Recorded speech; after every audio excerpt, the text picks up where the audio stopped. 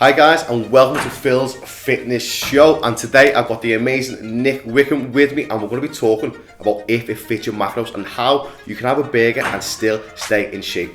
Welcome, Nick.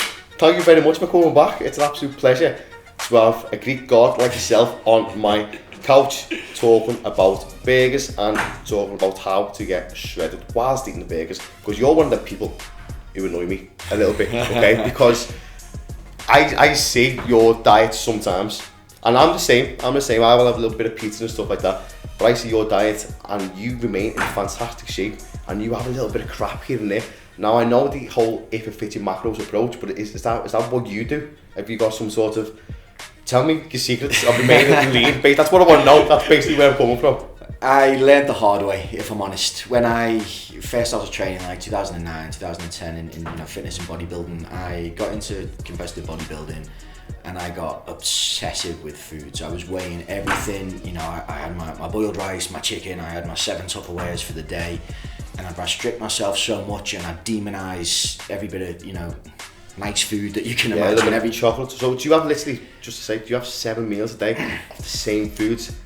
7 days a week? I did then, yeah. I did back then, yeah. I mean, I've tried that, like, to go far. It destroyed my relationship with food, and it had a negative impact on my life to the point where I wouldn't eat certain foods, and I'd get to the weekend, and I've been militant on these meals. I get to the weekend, and then I stop binging because I've restricted so much. Yeah, and I picked up an eating disorder. This is just 2012 because I got so fixated on demonizing foods. I killed my relationship with food, and it took a lot of happiness away from my life. So I readjusted after that. It took me a while to kind of, get through that process of managing my eating disorder, and then I thought, right, I'm not demonizing foods anymore. I'm not allowing, I'm not doing that to my physical and my mental health. I'm not doing it.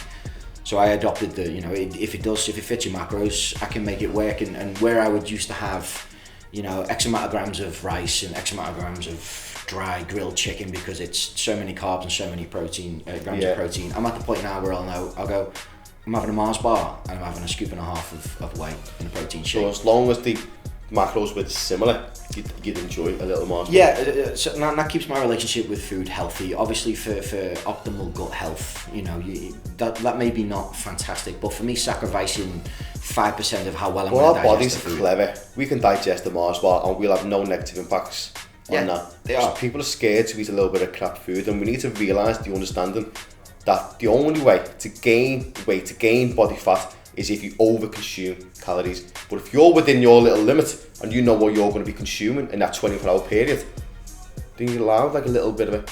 100%. A little bit of Mars body, isn't it? And how many others can make 7 plastic Tupperwares a day fit into our life and our family life? Like I said, you had that bodybuilding.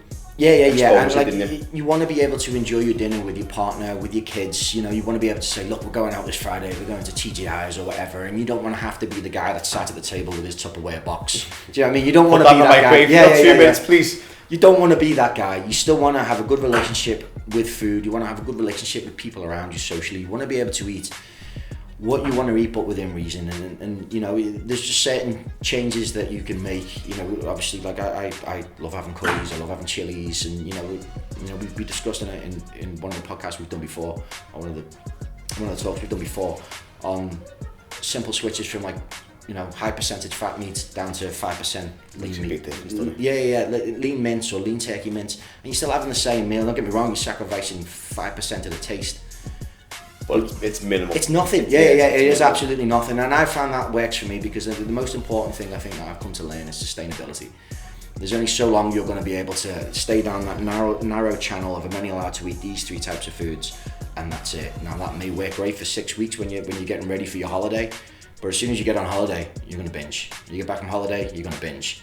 And it's not sustainable. Whereas year round, you can if it fits your macros, you can make that work all year round. On your holiday, off your holiday, with work, with the kids, you can make it work. So if you can get yourself educated to the point where you can do that, which isn't difficult. We've got MyFitnessPal now. Yeah. We've all got there's free apps everywhere. It's very accurate as well. Now, isn't it? It's very accurate, and even MyFitnessPal gives you some sort of guidance on how many calories you need to consume as well. So people, to have an understanding of what you need to consume, it's relatively easy to go out there and find, isn't it? Yeah. I was going to say, it's basically about that consistency side of things. You need that enjoyment. Yeah, enjoyment, positivity. Like the last thing you want on your journey to look better is to feel worse on the inside.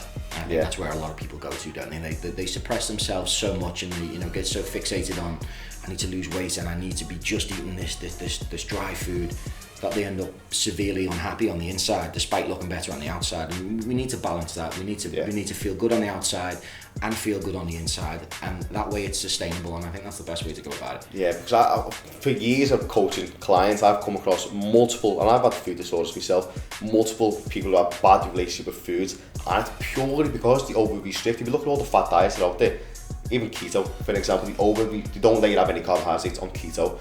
Slimming World, they have sins, which is a negative word. Sin is not great, is it? So your negative weight for any kind of potential chocolate bar, like 12 sins for the twirl, like, you know, you've created that. And then so people demonize these foods, and if you can never get past that relationship with your food, you're forever going to suffer. You're not going to have a healthy mindset. You might look great on the outside, but you are terrible on the inside. Mentally. Yeah, you don't want to sacrifice your mental health for your physical health. No, not at all. You want both to come up hand in hand, and you want to work on them both accordingly. You don't want to be sacrificing one for the other. You don't want to say, you know, I'm going to let my mental health plummet just to make my exterior look better, or I'm going to work on my mental health and make my physical appearance much worse. Both need equal attention, in my opinion, and you know, it needs to be sustainable. You need to be happy. It's the most important thing. You need to be happy. That's the objective, isn't it? And a lot of people do try and get in shape for other people as well, or potentially validation on social media, and it's quite sad that that's a direction they go in. As soon as people come out of that and start doing it for themselves, once again, willing to invest in themselves, understanding certain foods. If you go down the fat diet, you're not going to help yourself at all. So you've got to take an understanding of yourself and think, hang on a minute, I want to lose weight. What do I need? Calorie deficit. Then comes the quality of foods. After the calorie deficit, you will lose weight and think, hang on a minute, if I have 2,000 calories in my day and that's how much I need to lose weight, if 80% of that 2,000 comes from pretty decent, high protein, good quality, minimally processed sources, then I'm allowed 400, 500 calories or whatever the hell I want. Because it's quite minimal in the grand scheme of things. And as soon as you have that little bit of a fine balance and understanding of foods, you have a lot better relationship as well, and that consistency gets you the results.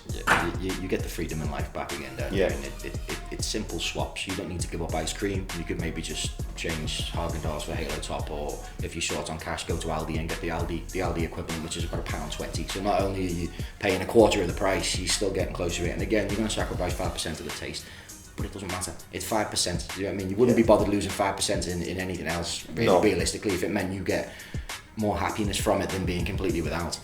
And you know, it's we see the trend in people taking up, you know, intuitive dieting, and you know, if it fits your macros, we see that increasing, and I think that's a really good positive. And we need to be wary of. You do get people that jump in and say, no, it's not the same for everybody. You know, there's medical conditions, it's this, that, and the other. Yes, that is 100% true, but that the amount of people that suffer with that, who genuinely have a medical condition in which that doesn't suit them. You know, the calories in, calories out. That is 0.001% of the population of people who are trying to, you know, to change their body. So while that is very much a real thing, for the vast majority of people, statistically, it works. If it fits your macros, calories in versus calories out. Yeah, because it's science. It is. It's science, and people can't argue with science, can they? And like I say, if you are wanting to lose weight, you need that calorie deficit. You want to gain weight, you need calorie excess. As soon as you have that understanding, you're on to win it straight away. And once again, it's investing time in yourself and not getting sucked into fads, not getting drawn into social media and feeling you've got to look a certain way, and just do it for yourself. Massive. Happy, healthy, flexible. Happy, healthy, flexible. So to sum it up, we've been talking about if it fits your macros, and that's the ability to include a little bit of enjoyment of certain foods that you might like. It could be chocolate, could be crisp, could be a glass of wine. You can have that in your diet, and in all fairness, it's probably advised for you to actually have that in your diet, because you create that consistency, you create that longevity, you create the happiness. If you can create all of them, you will get results whilst maintaining a pretty happy and healthy lifestyle in your head and physically. 100%. Brilliant. Well, Nick, it's been fantastic once again to have you on my sexy couch. So, pleasure for coming down. My pleasure as always. I appreciate it. Pleasure. Oh, brilliant. Lovely. Nick, Cable, everyone, thank you very much. Thanks, man.